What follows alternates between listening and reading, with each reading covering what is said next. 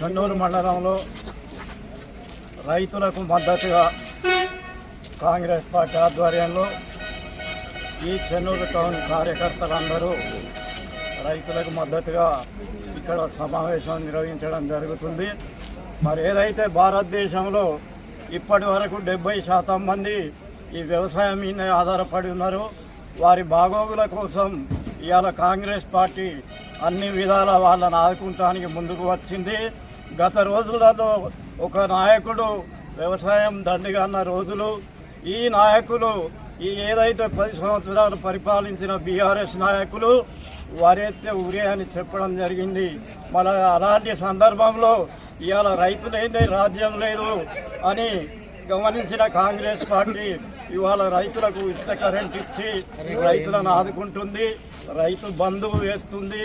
అన్ని విధాల రైతులను ఆదుకున్న పార్టీ ఏకైక కాంగ్రెస్ పార్టీ అని ఈ సభాముఖంగా తెలియజేస్తూ, ఇక్కడైతే ఏదైతే వివేక్ వెంకటస్వామి గారి నాయకత్వంలో ప్రతి రైతు అడ్ల గింజ ఒక్క గింజ కూడా వృధా కాకుండా కొనడం జరుగుతుంది.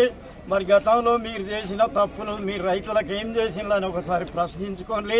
మీరు కళ్ళాల మీద పోయి ఫోటోలు పోజులు ఇచ్చుడు కాదు, రైతులకు ఉచిత కరెంట్ ఇచ్చిన పెట్టేది దక్కేది ఓన్లీ కాంగ్రెస్ పార్టీకి అని మనవి చేస్తూ రైతులకు ఎల్లవేళలా కాంగ్రెస్ పార్టీ మద్దతు ఉంటుంది తెలియజేస్తూ ఈ అవకాశం ఇచ్చిన మీ అందరికీ కృతజ్ఞతలు.